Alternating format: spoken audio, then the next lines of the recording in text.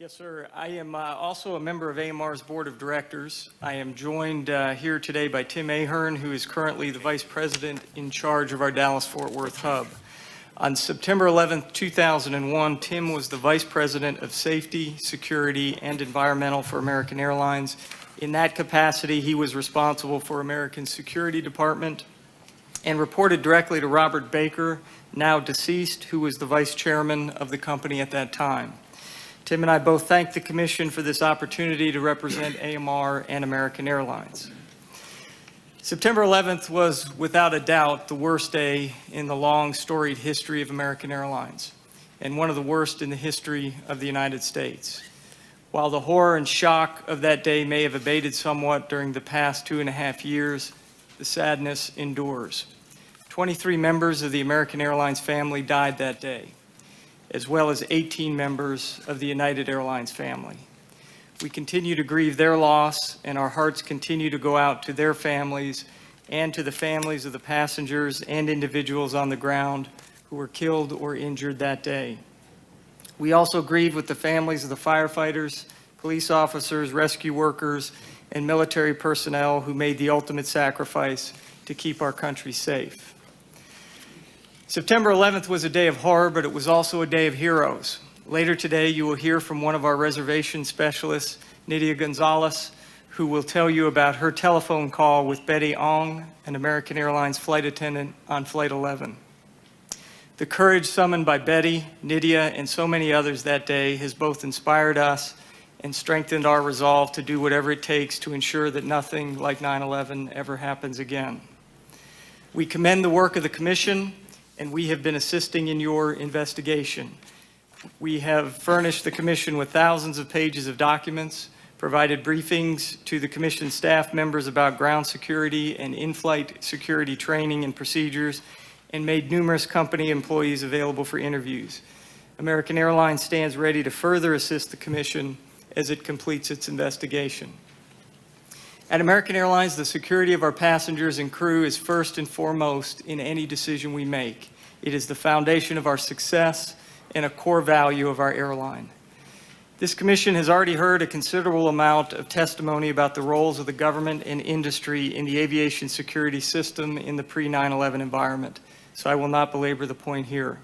Suffice it to say that at that time, the FAA set the security standards for U.S. airports, U.S. airlines, and foreign carriers flying into the United States.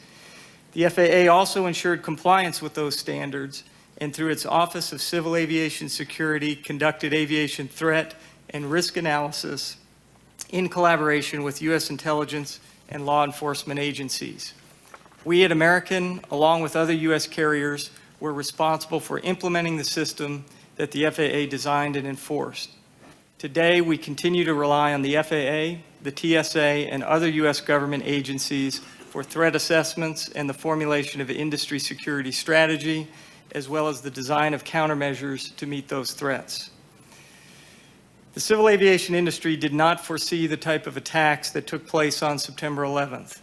It is clear that the security system was not designed to deal with coordinated suicidal hijack teams with the ability to use commercial aircraft as weapons of mass destruction. On September 11, 2001, I was the Executive Vice President of Operations for American Airlines. In that role, I was responsible for American's worldwide flight operations, in addition to having responsibility for several of our business units, including our cargo division and American Eagle Airlines, AMR's wholly owned commuter carrier. Accordingly, I was directly involved in American's emergency response efforts and other operational decisions made at American Airlines as the terrible events of September 11th unfolded. On September 11th, I arrived at my office at company headquarters in Fort Worth at about 7:15 a.m. Central Time. Because of another pressing business matter at approximately 7:30 a.m. Central Time, I called our Systems Operation Control Center, also known as SOC, to advise them that I would not be able to participate in our system-wide operations conference call, which is held at 7:45 a.m. each day. Joe Bertapelli, one of our SOC managers, answered the phone.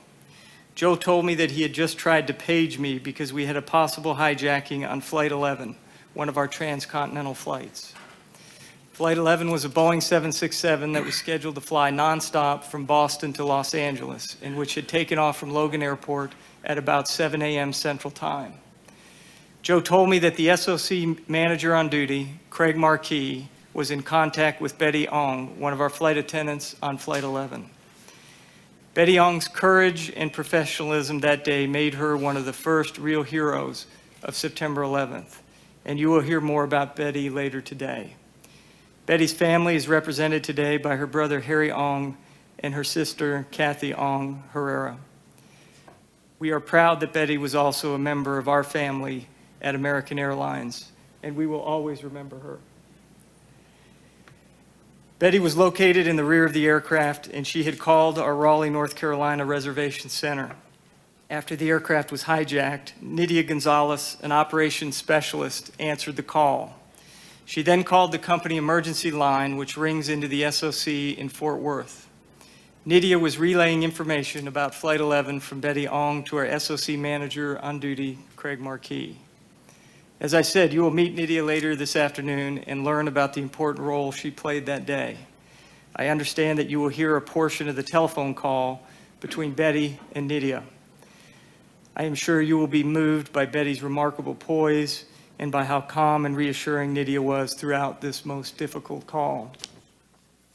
From Betty, we learned that 2 of our flight attendants had been stabbed, one of them with serious wounds, that 2 or 3 passengers were in the cockpit, and that our pilots were not responding to intercom calls from the flight attendants. After talking with the SOC, I then called Don Carty, the President and Chief Executive Officer of American Airlines at that time. He had not arrived at his office yet, and I left a message for him to call me as soon as possible. I briefed my executive assistant on what I had just learned, and then I headed to our SOC facility located about a mile from our company headquarters. I arrived at the SOC between approximately 7:35 and 7:40 a.m. Central Time. Our SOC managers told me that they were now treating Flight 11 as a confirmed hijacking. I was told that the flight deck was still not responding to calls by our flight attendants.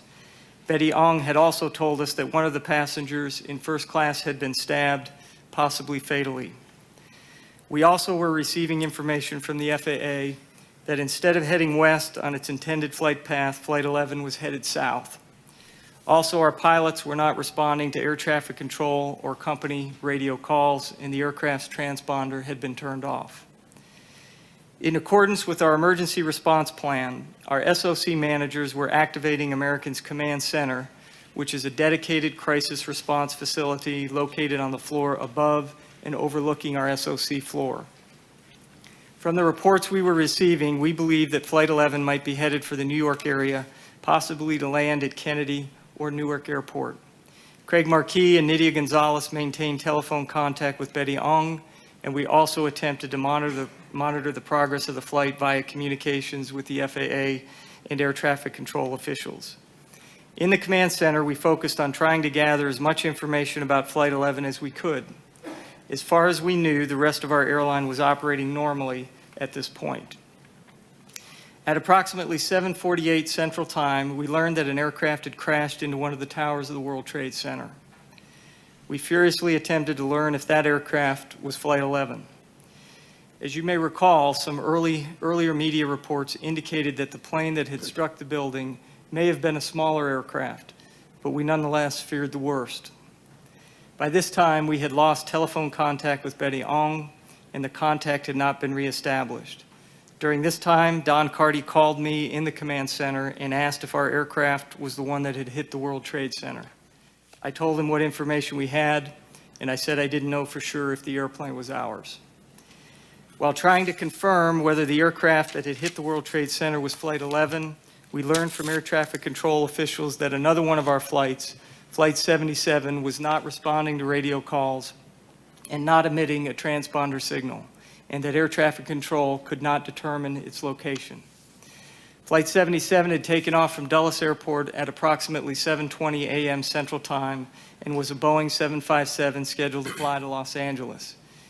Having learned this, and while still trying to determine the fate of Flight 11, at approximately 8 a.m. Central Time, we issued an order to ground stop all American and American Eagle flights in the northeast quarter of the United States that had not yet taken off. A few minutes later, at approximately 8:05 Central Time, we learned that United Airlines had lost communication with one of their aircraft. Upon hearing this, we immediately made the decision to ground stop the entire American Airlines and American Eagle system. There would be no more American or American Eagle takeoffs until we could sort out everything that was happening. Shortly thereafter, we learned that a second aircraft had hit the World Trade Center. At that time, we believed that the second aircraft to crash into the center may have been Flight 77.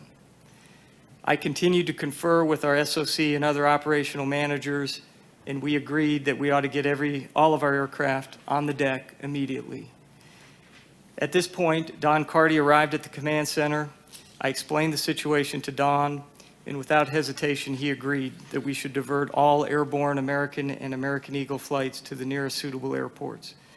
This occurred at about 8:15 a.m. Central Time. A short time later, we received word that the FAA had shut down the entire airspace over the United States to all traffic except military aircraft. We then received word in the command center that an aircraft had crashed into the Pentagon. It was not until some time later that we learned that it was our Flight 77. American employees spent the next several hours successfully landing the remainder of our flights and trying to learn as much as we could about Flights 11 and 77. By about 10:50 a.m. Central Time, the remainder of American's domestic aircraft were accounted for and on the ground. Of course, it took longer to land our international and trans-Pacific flights. Many of our international flights returned to their points of departure, while other American aircraft landed in Canada and various airports around the world. For the remainder of the day, our employees worked to respond to the monumental logistical challenges that arose from the decision to shut down the entire U.S. civil aviation system. Our efforts in the command center also focused on providing assistance to the FBI and other law enforcement officials who were investigating the attacks. Our next scheduled flights did not take place until several days after September 11th, and we did not have a full flight schedule for several more days. Our command center remained open 24 hours a day for the next 2 weeks until September 24th. It was only weeks later, as we returned to some normal level of activity, that we were able to step back and try to comprehend the impact that these horrific events had on our country, our company, and on our families. We continue to grieve for our brave employees, our passengers, and all of the families who were victims of these horrendous attacks. As we continue to pursue our mission of providing safe, secure air travel to our passengers, the events of September 11th are a constant reminder of the need for vigilance and resolve. All of us at American Airlines applaud this commission and the work it is doing to examine what happened on 9/11, what we can learn from it, and how we can apply the lessons of that day to make air travel in our country ever safer and more secure. This concludes my opening remarks. Thank you very much, and we'll be happy to answer your questions at the appropriate point.